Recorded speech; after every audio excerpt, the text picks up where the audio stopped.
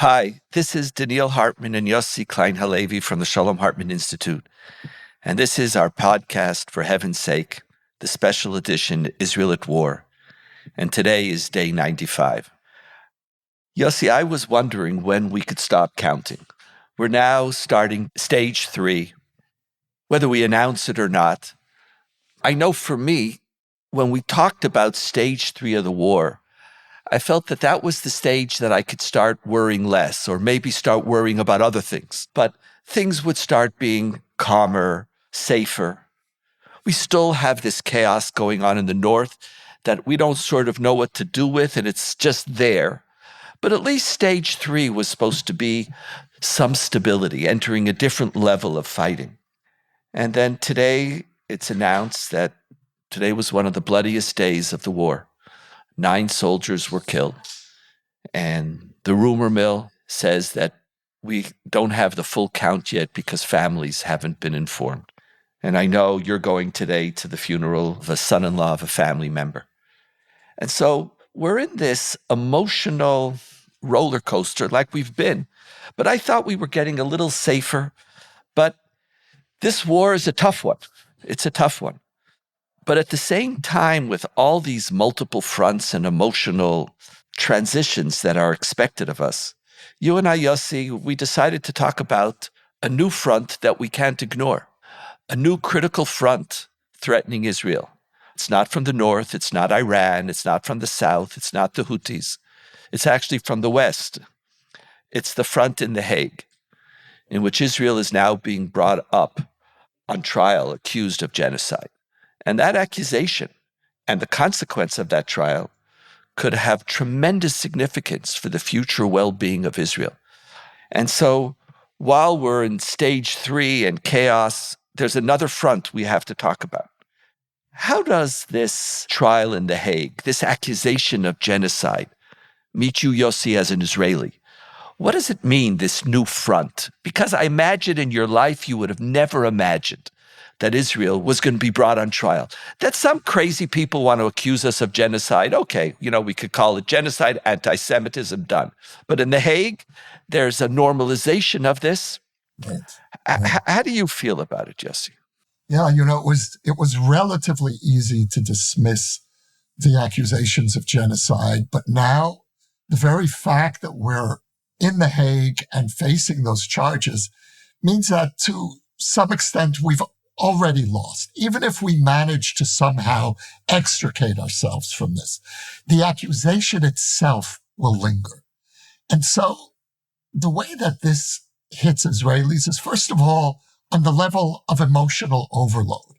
We're dealing with the after effects of the worst massacre in Israel's history. We're dealing with a daily death toll in Gaza. We're dealing with a society that still hasn't found its most basic bearings.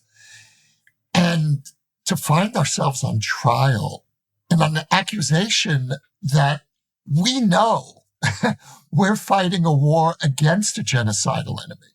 It's this sense of there's something surreal going on, Donniel. It's genocide inversion. And in that sense, it's really an escalation of the war against Israel's legitimacy. We are in the next phase.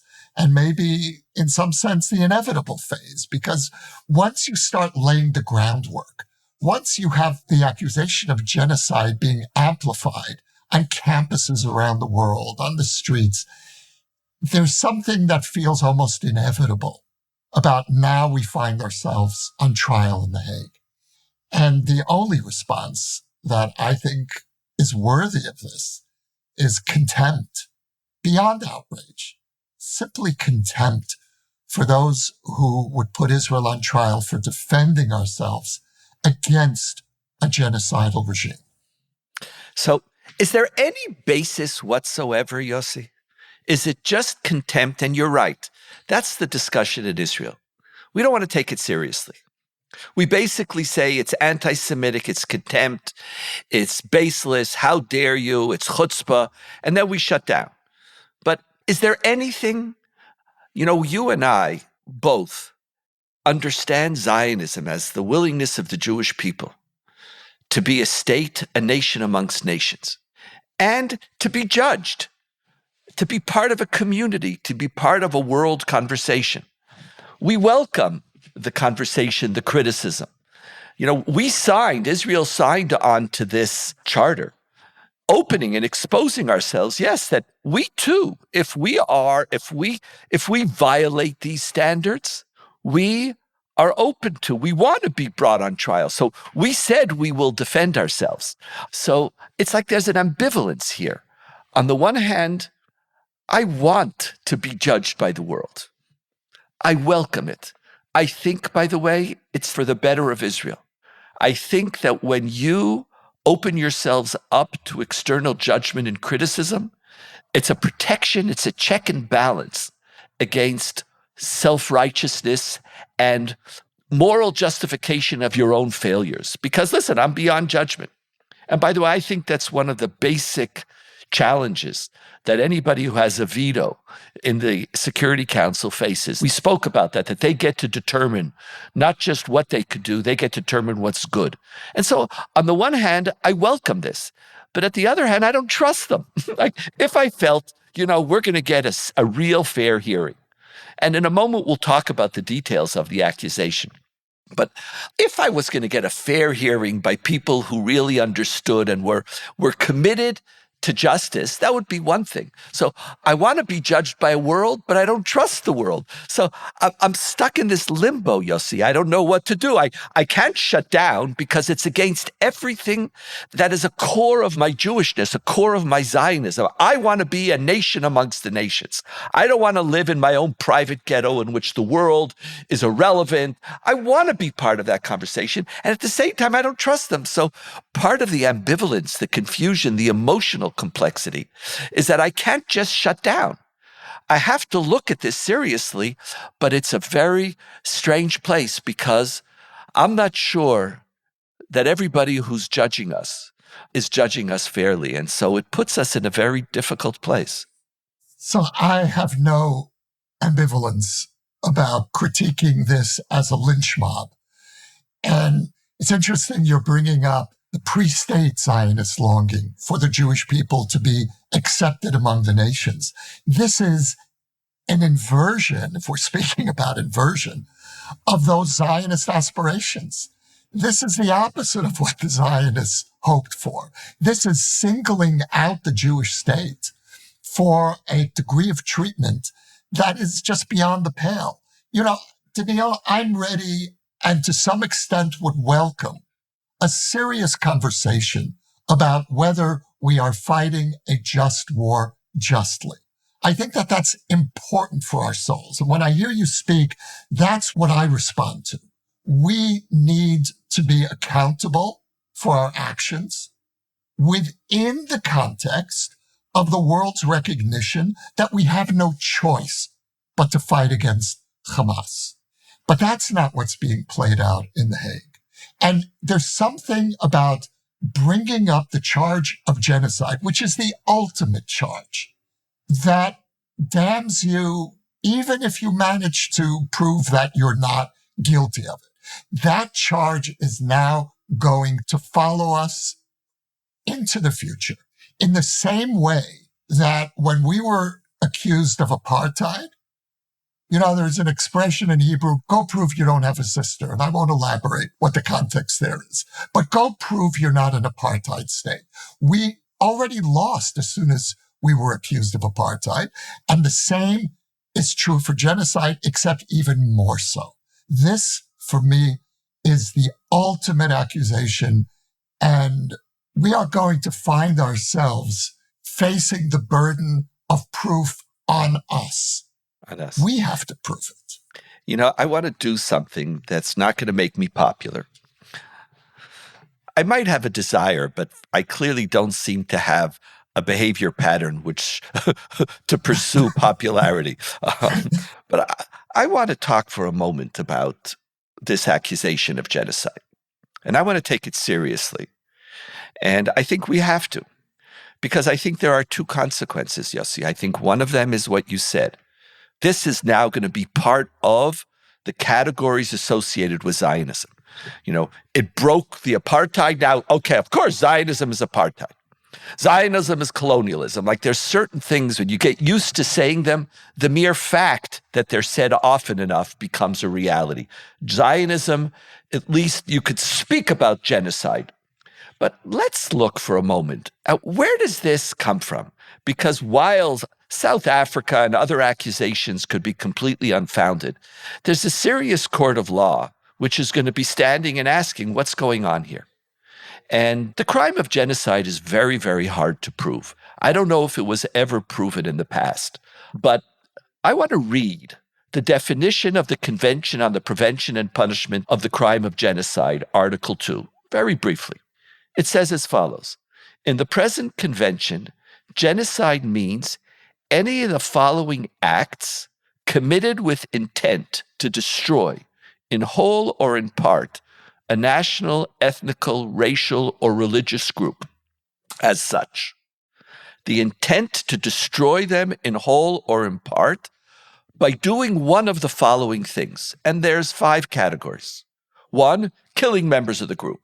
So if you kill members of the group with the intent to destroy whole or part, one thing. 2, causing serious bodily or mental harm to members of the group. C, and this is the one where we are most exposed, deliberately inflicting on the group conditions of life calculated to bring about its physical destruction in whole or in part. And the last 2, imposing measures intended to prevent births within the group and forcibly transferring children of the group to another group. So the accusation has 2 fronts, Yossi. One is the intent clause, which is the hardest clause to prove. That means if you're just causing serious amounts of civilian casualties, that's not called genocide. Genocide is the intent to wipe out the group. The second is either causing killing, harm, and then the extent of that is relevant.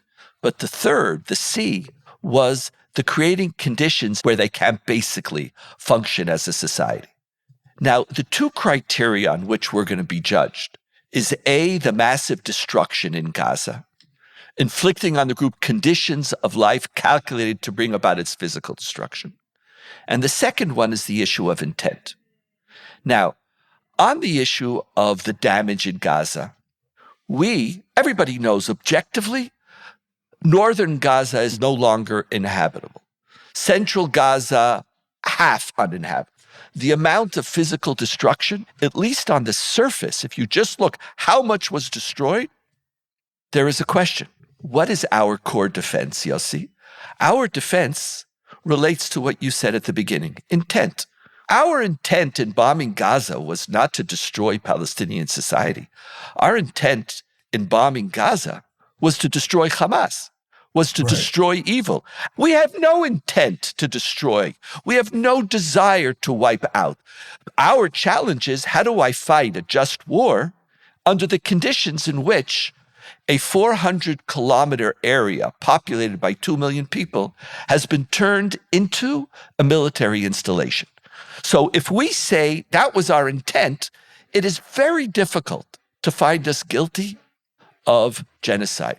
But here comes the weakness, and that's why I never want to waste an opportunity when there's criticism against us to think about it seriously. Do you know where we are most exposed? I do. The key to intent is our army said, we're fighting after October 7th. But a whole slew of Israeli politicians have used language calling Hamas Amalek, calling for the destruction of all of Gaza, calling and saying there is no distinction between Hamas terrorists and Gazan civilians. They're all Hamas, calling for the transfer of Gazans from Gaza, to the extent that the American government over and again has to say there is going to be no transfer. They tried to push Netanyahu to say, officially declare that you are not going to transfer people, and Netanyahu still has not done it. Smotrich still says it.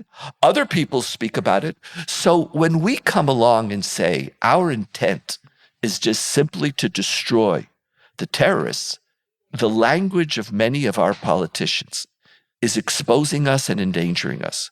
What's your intent, Smotrich? People who say, I want to move back to Gaza, I want to resettle. You want to reclaim Gaza. That means you have created a reality in Gaza which is now uninhabitable for Palestinian Gazans. Jews are going to move back. You want Gazans to leave. All those declarations, it's what's being quoted as evidence against us.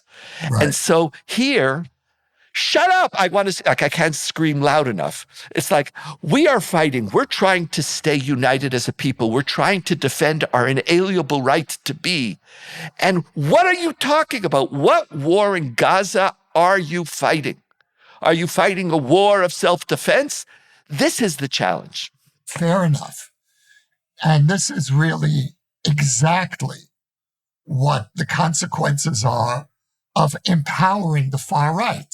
When Netanyahu brought in parties that were previously untouchable in the Israeli political system, he laid the grounds for exactly what's playing out now. But if you look at the statements, and you have to look at, first of all, who said what, and secondly, what is the difference between, let's say, the statements by Netanyahu and Defense Minister Gallant and the statements of the far right? And you'll see there's a qualitative difference. The statements by the politicians of the far right, especially Smotrich, who is not a negligible figure, admittedly, he is the finance minister. Nevertheless, Smotrich, who has called all residents in Gaza Nazis, who calls for voluntary transfer, and we know that there's no such thing in this case, and who also calls for rebuilding the settlements that we uprooted in 2005. Smotrich has no decision-making power in the war cabinet. And that's a crucial distinction, which means that the vision of the far right is not going to happen. We all know we're not going to rebuild the settlements in Gaza. We know that if nothing else, the United States is not going to allow us to implement the lunatic vision of the far right.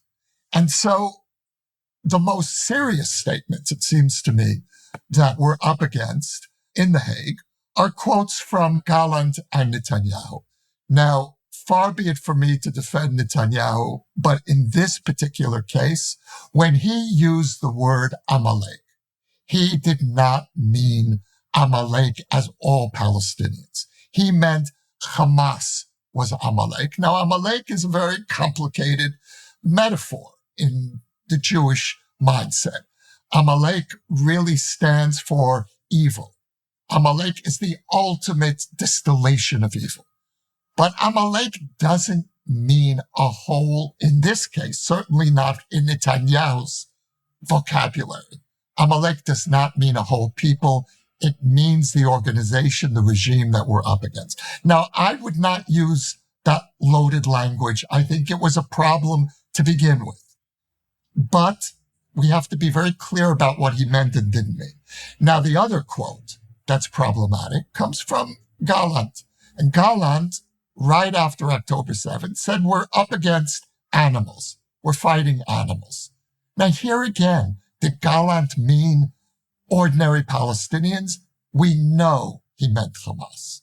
The problem, and you're right, Donniel, is that the recklessness of speech, which is a problem not only on the far right, we're seeing it throughout the Likud, and there has been a radicalization in part of the Likud under Netanyahu. So we're facing a self-imposed goal here. And you're right, this is going to be the most difficult part of what we're up against. But there's also another element here. Yossi, before you get to that other element, I want to respond to those two first. Yeah. As I was listening to you, I agreed with every distinction, but I felt, really? This is all you got? Smotrich is not in the war cabinet, and on the basis of that, we're going to either be found guilty of genocide or not? Netanyahu, when you said Amalek, we have to realize the commandment to fight Amalek is a commandment of genocide, to wipe them out. There are certain terms that are very, very loaded.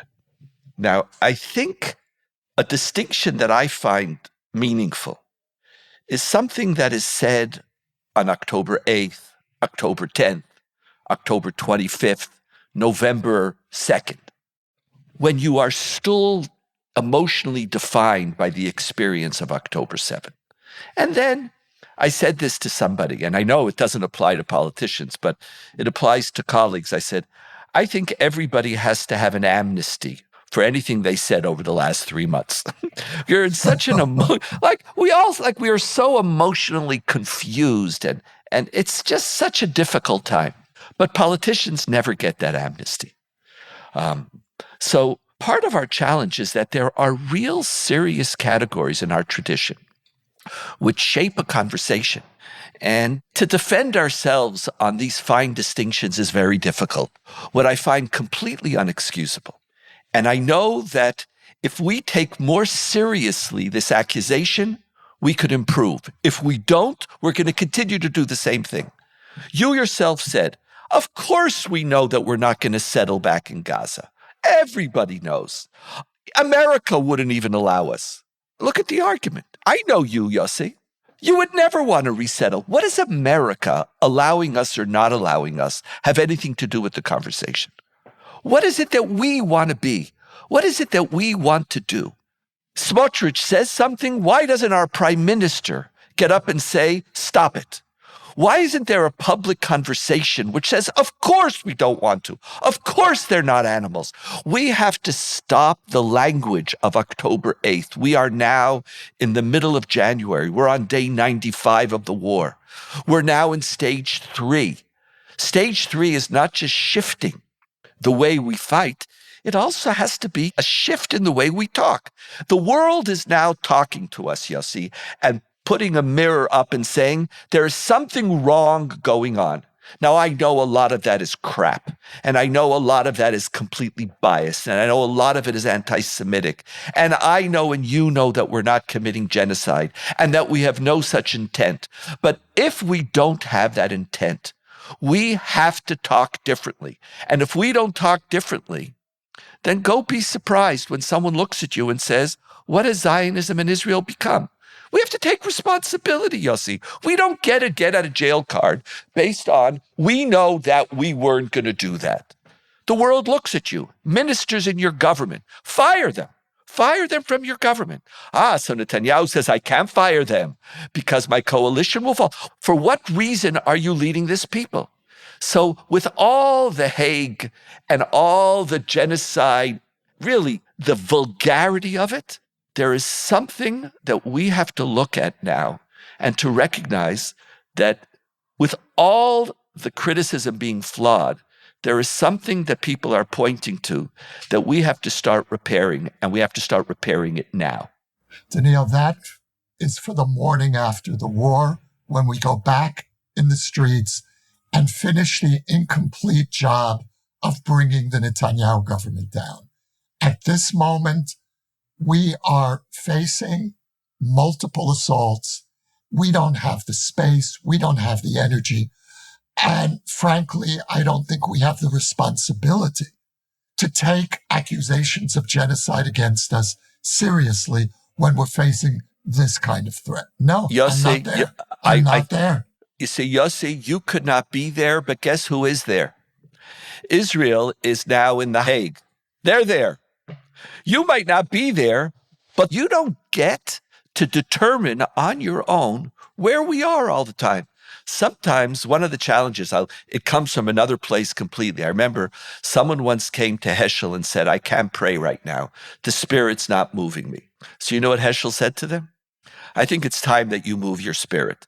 I know you're not ready, Yossi. I know you're not, and I'm not blaming you for that. But I'm also not ready for a fight in the north either. And I'm not ready for a lot of things. And I'm not ready for the unbelievable dangers that our soldiers are going to be facing in stage 3, because it turns out that stage 3 might be the most dangerous, because the Hamas terrorists are just going to be waiting all the time. We don't get to decide what we're ready for. There is a conversation going on in the world, Yossi. And if you and I And I know I'm aggravating people right now. But if I know that, okay, well, okay. Here, love Donniel, I'll talk some more about anti-Semitism. Oh, how terrible it is. I'll give you 4 speeches on anti-Semitism and how much the world hates us. Okay, and that we're always right. Great. Ladies and gentlemen, it's not going to help us. You don't time to move the spirit. There is a conversation, not the crazy conversation on campus. And even there, by the way, our students can't afford to ignore it either. We don't get to choose that. It's interesting. It's coming back to a certain debate we had in our research seminar. We don't get to decide what we talk about all the time. I think that's part of the challenge of growing up in Zionism. So I don't know. Yossi, I'm with you. I'm not with you. I don't know who I'm with right now. Last word. We're in The Hague. We're fulfilling our contractual responsibilities, our legal responsibilities to show up. We're in the dock. We're going to defend ourselves. But to take responsibility at this moment, to take any of that blame, to my mind, is to really play into the hands of our enemies. And what do you mean to take? What do you mean taking? Donniel, the last word. You gave me the last word. I'm giving it to you. That's why, Yossi, I interrupted you. Don't you realize? Otherwise, I would have waited till you're finished. That's why I'm interrupting you. But I'm asking you. I'm saying you're going to get the last word. Who's taking the blame? I'm talking about the Israeli government getting up and saying clearly, now, yes, ladies and gentlemen, you want to wait for a day after? It's now. We have to at least talk. Donniel, we know who we're dealing with. We know that Netanyahu doesn't have a moral instinct in his political body. We know exactly who we're dealing with. And so I'm frustrated. I'm frustrated. I am too. And this is added to the list of his crimes against the state of Israel. But right now, we are standing before an accusation that is simply outrageous and unacceptable. And that's the only emotional response that I'm capable of. And I'm sure that those of us who are defending us in The Hague will come up with more learned legal defenses for us. But my instinctive response, bringing this full circle to where we began, how does this hit me? How does this hit us as Israelis? And I know it hits you in the same way, Donniel. I gave you the last word. This is an assault. This is an assault on our being. Yossi, I'm giving you the last word.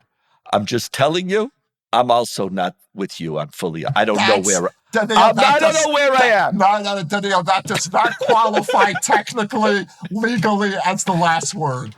Okay, this is the last word. This is, for heaven's sake, Israel at war, day 95. And my friends, we're going to have to find a lot of strength. The war, stage 3, and all the fronts are going to require of us strength and a lot of wisdom. Yossi, it's a pleasure talking with you. Always. You can now sponsor an episode of For Heaven's Sake, Israel at War. The link to donate can be found in the show notes or at shalomhartman.org/For Heaven's Sake. We will acknowledge your gift on a future episode. For more ideas from the Shalom Hartman Institute about what's unfolding right now, sign up for our newsletter in the show notes or visit shalomhartman.org/Israel at War.